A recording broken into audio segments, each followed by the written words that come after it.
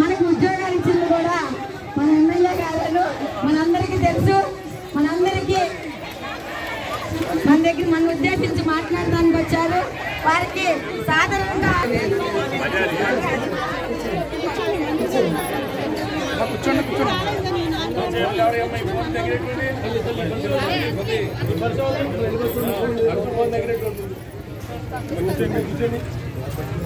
అంటే నేను డిఎస్పీ గారికి వీళ్ళందరికీ ఫోన్ చేసి మా ఇంటి దగ్గర పోలీసు వద్దండి, బాగానే ఉంటాం, వాళ్ళు నన్ను వచ్చి కొట్టరు, మళ్ళీ మాట్లాడుకుంటా ఏమైనా వస్తే అలా బాధ ఏంటో మాట్లాడతాను, పోలీసుని పెట్టబాక నేను చెప్పాను. చెప్పాక ఊరికే అసలు ఎంతమంది వస్తారు ఏంటని టీకే ఏమైనా అరేంజ్ చేద్దామని ఆవిడ ఫోన్ చేస్తే మన సర్కిల్ మన హరిబాబు మా ఇతను మాట్లాడండి, మా రఘురాం మాట్లాడి అమ్మ ఎంతమంది వస్తారు, ఎన్నింటికి వస్తారు అడగమంటున్నారు అని చెప్పారు. అట్లా కాదు, మేము రావడం ఏమి కాదు, ఆయన ఏమైనా వస్తాడేమో కనుక్కోమన్నారు. వాళ్ళు రమ్మంటే వస్తా ఎందుకు రానన్నా, వస్తానండి దాని ఏంటని మాట్లాడదామని వచ్చాను. ఇబ్బందులు ఉన్నాయి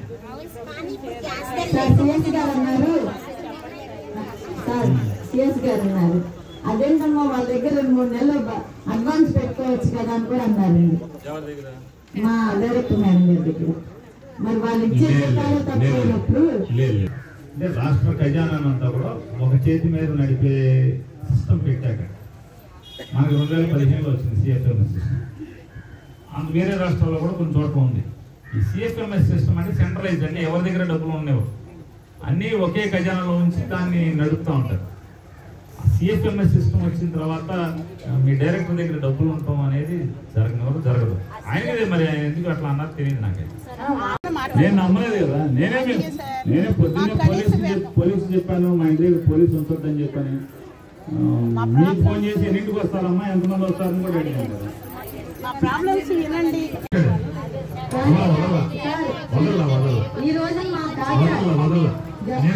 చాలాసార్లు మాట్లాడాను. సిఎస్ గారు ఒప్పుకోలేదండి, మీరు అబద్ధం ఆడుతున్నారు, మేము అందరికి ఇస్తున్నామని చెప్పి రిటైర్ అయిపోతే ఇప్పటికి 50,000 మనమే అడిగాం.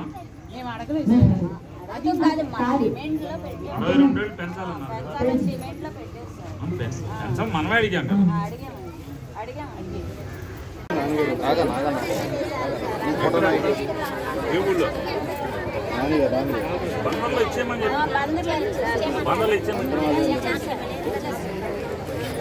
బాబా ముందుకెళ్ళమ్మా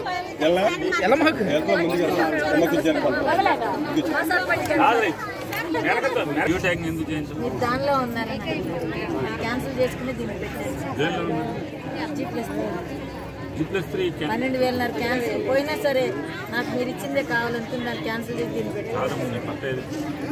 నేను పంచిపెట్టిన పుస్తకం ఉన్నారు. మళ్ళీ వారి సంఘ నాయకులకి ఫోన్ చేసి మీరు ఎన్నింటికి వస్తారు మెమోరాండం ఇవ్వటానికి అని చెప్పానంటే, లేదు మేము వస్తే పోలీసు హడావుడి చేస్తారు, నువ్వు వస్తే బాగుంటుంది, మేము 400-500 మంది ధర్నా చేస్తున్నాం ఇక్కడ అని చెప్పారు. తప్పకుండా నేనే వస్తానని చెప్పి రావడం జరిగింది. వచ్చాక వారు చెప్పిన వాటిలో వారు చెప్పింది, మేము 11 అంశాలతో చర్చలకు వెళ్ళాము, మేము డిమాండ్ చేస్తూ రాష్ట్ర వ్యాప్తంగా సమ్మె చేస్తున్నాం. ఈ 11 అంశాల్లో నిన్న ప్రభుత్వం పిలిచి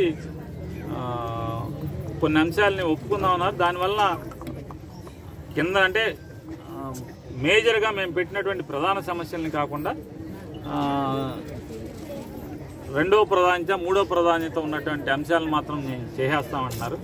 అసలు మేము కూర్చున్నది అంటే మేము ప్రభుత్వాన్ని చర్చలు జరపాలి, మమ్మల్ని మా సమస్య పరిష్కారం చేయాల్సింది అన్నది మా జీతం కనీస వేతనం పెంచాలని చెప్పిన మేము డిమాండ్. అది దాన్ని పట్టించుకోకుండా మిగతా అన్ని చేస్తామంటే అది ధర్మం కాదని చెప్పని మేము మాట్లాడాం మంత్రుల దగ్గర, అధికారుల దగ్గర. కాబట్టి మీ ఎమ్మెల్యేలందరూ కూడా ప్రభుత్వంతో మీరు కూడా మా మాటగా మీరు మా సమస్యను కూడా మీరు ప్రభుత్వం దృష్టిలో పెట్టండి. కనీస వేతనం పెంచాలి, కనీస వేతనం అమలు చేయాలి. అట్లాగే సుప్రీంకోర్టు తీర్పు 4 రాష్ట్రాల్లో అమలు చేస్తున్నాయి, కర్ణాటక, కేరళ, గుజరాత్, మరొక రాష్ట్రంలో ఎక్కడో 4 రాష్ట్రాల్లో సుప్రీంకోర్టు తీర్పు మేరకు ఇచ్చినటువంటి కూడా అమలు చేయాలని చెప్పి దాన్ని మళ్ళీ కోర్టుకు వెళ్ళమంటున్నారు. మాకు ఆ లీగల్ టెర్మినాలజీ మాకు తెలియట్లేదు.